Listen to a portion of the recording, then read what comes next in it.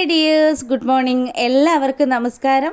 മൗനരാഗം സീരിയലിൻ്റെ ഒരു കിടിലൻ വിശേഷത്തിലേക്ക് എല്ലാവർക്കും സ്വാഗതം കേട്ടോ. അങ്ങനെ നമ്മുടെ താരയെ കൊല്ലാൻ വേണ്ടിയിട്ട് ആശുപത്രി കയറി കൂടിയ സരയും അങ്ങനെ അവളുടെ ആ ഒരു ലക്ഷ്യത്തിലേക്ക് എത്തുക. അപ്പം താരയുടെ കഴുത്തിന് പിടിച്ച് നല്ലതുപോലെ അങ്ങ് ഞെക്കുമ്പോൾ ശരിക്ക് ആ മിണ്ടാപ്രാണിക്ക് ഒന്ന് സൗണ്ട് ഉണ്ടാക്കി പറയാനോ അല്ലെങ്കിൽ മറ്റേതെങ്കിലും രീതിയിൽ ആരെങ്കിലും അറിയിക്കാനോ സാധിക്കുന്നില്ലല്ലോ. അങ്ങനെ താരത മരണത്തിലേക്ക് പോയിക്കൊണ്ടിരിക്കുക. ഈ സമയമാണെങ്കിൽ എടി നീ തീരണം, നീ ഉണ്ടല്ലോ, നീ ഇത്രയും കാലവും എൻ്റെ അമ്മയാണെന്ന് പറഞ്ഞ് നാടൊട്ടുക്ക് നടന്നല്ലോ. നിന്നെ തീർത്തിട്ട് വേണം എനിക്ക് സമാധാനപരമായിട്ട് എൻ്റെ വീട്ടിൽ പോയിരിക്കാൻ.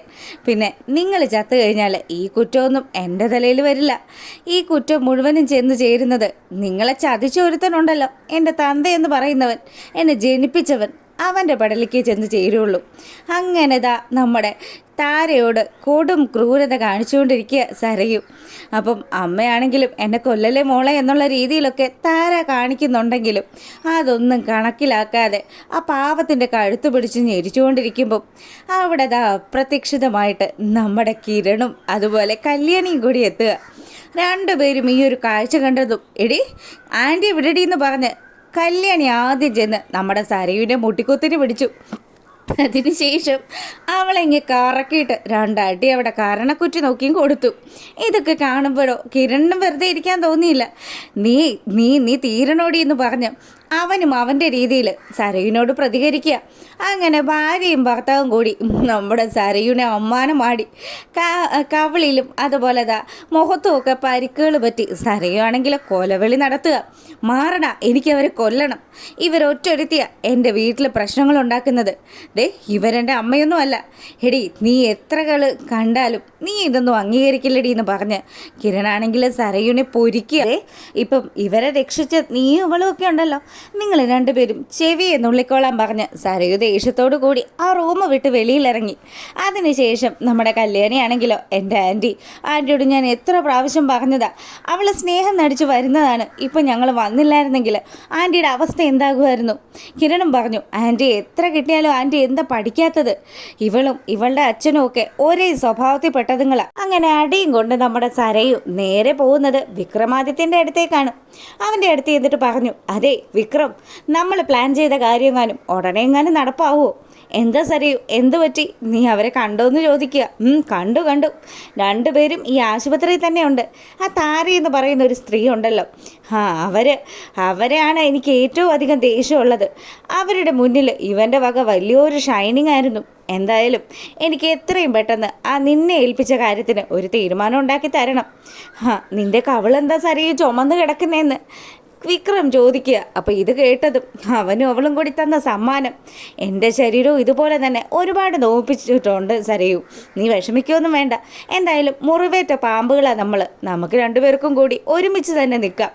ഇവറ്റകളെയൊക്കെ ഒരു തീരുമാനമാക്കണമെന്ന് പറഞ്ഞ് രണ്ടുപേരും കൂടി നമ്മുടെ കിരണിനും കല്യാണിക്കും എതിരെയൊക്കെ ഗൂഢാലോചന നടത്തുക. ഞാൻ പറഞ്ഞ ആ പണം നീ എത്രയും പെട്ടെന്ന് തന്നെ എൻ്റെ കയ്യിൽ ഏൽപ്പിക്കണം. എന്തായാലും ലക്ഷങ്ങൾ വേണ്ടി വരും. നമ്മളെ പുറത്തുനിന്ന് തന്നെ ആളെ ഇറക്കി കളിക്കണം.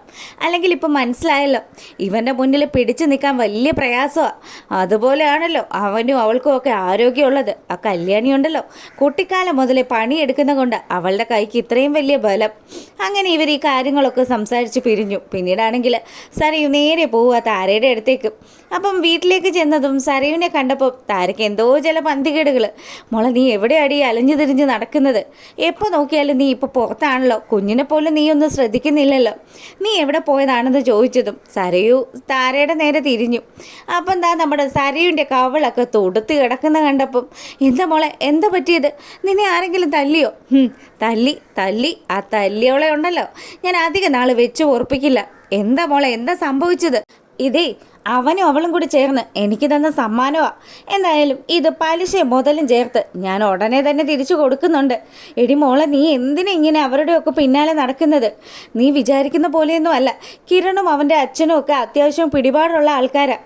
എൻ്റെ മോളെ, നമ്മൾ അവരുടെ കൂടെ കൂട്ടിയെ കൂടില്ല എന്നൊക്കെ പറഞ്ഞ് താര പറഞ്ഞ് മനസ്സിലാക്കുന്നുണ്ടെങ്കിലും സരയും അതൊന്നും കേൾക്കുന്നില്ല. എല്ലാത്തിനെയും കൊന്നു കൊലവിളിക്കുമെന്ന് പറഞ്ഞ് അവൾ നേരെ റൂമിലേക്ക് കയറി ചെല്ലുക. അപ്പം മനു അവിടെ ഇരിക്കുന്നുണ്ട്. എന്താ മോളു, എന്താ താഴെ ഒരു സംസാരം ഉണ്ടായത്.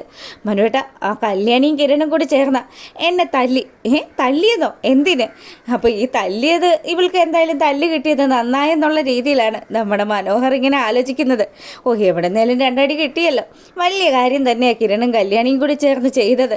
എന്തായാലും എൻ്റെ മോളെ അവരുടെ ഒന്നും അടുത്ത് പോയി ഒരു പ്രശ്നം ഉണ്ടാക്കല്ലേ, നീ എന്തിനാ താരയ്ക്ക് പിന്നാലെ നടക്കുന്നത് എന്നൊക്കെ പറഞ്ഞ് ഇവൻ നമ്മുടെ സരയുവിനെ സമാധാനിപ്പിക്കുന്നൊക്കെ ഉണ്ടെങ്കിലും ഇല്ല മനുവേട്ട, എത്ര വന്നാലും അവരുടെയൊക്കെ കട്ടപ്പൊക്കെ കണ്ടേ ഞാൻ അടങ്ങുള്ളൂ. ഞാനേ അതിന് വേണ്ടുന്ന ചില കാര്യങ്ങളൊക്കെ ചെയ്യുക.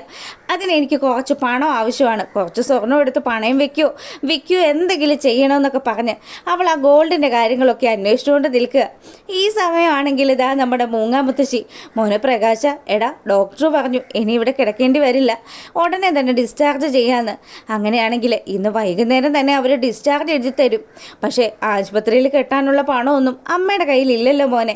കുറച്ച് പണം ഓരോ ആൾക്കാരും തന്നതും സഹായിച്ചതും ഒക്കെ ആയിട്ടുള്ള പണം ഞാനിവിടെ കെട്ടിയിട്ടുണ്ട്. ബാക്കി പണം എങ്ങനെയും കണ്ടെത്തണം മോനെ. എന്ത് ചെയ്യും? ഇനി നമ്മൾ എങ്ങോട്ട് പോകും മോനെ എന്നൊക്കെ ചോദിച്ച് വളരെ സങ്കടത്തോടു കൂടി നിൽക്കുക. അപ്പോൾ പ്രകാശനും ഒരു മാർഗവും ഇല്ല. ഗത്യന്തരമില്ലാതെ പ്രകാശൻ താ മേൽപോട്ട് നോക്കി ഇങ്ങനെ കിടക്കുക. ഇനി എന്ത് ചെയ്യും? മേളിൽ ആകാശം താഴെ ഭൂമി എന്നുള്ള രീതിയിൽ താനും ഈ പ്രായമുള്ള അമ്മയും തൻ്റെ കൊച്ചു ചെറുക്കനും കൂടി അങ്ങനെ നടക്കേണ്ടി വരുമല്ലോ എന്ന് ഇവൻ ഇങ്ങനെ ആലോചിച്ചും ചിന്തിച്ചും ഒക്കെ കിടക്കുന്നത് ആ ഒരു സമയം മുത്തശ്ശിയുടെ അടുത്തേക്ക് കൊച്ചുമകൻ വരിക. മുത്തശ്ശി, എന്താ ഇവിടെ ഒരു സങ്കടം, എന്ത് പറ്റിയെന്ന് ചോദിക്കുമ്പം, മോനെ ഡോക്ടർ ബില്ല് തന്നിട്ടുണ്ട്, എത്രയും പെട്ടെന്ന് ആ പണം അടച്ചിട്ട് അച്ഛനെയും കൂട്ടി ഇവിടെ നിന്ന് പോകണമെന്ന് പറയുക. വിക്രമാണെങ്കിൽ വണ്ടടിച്ച് നിൽക്കും.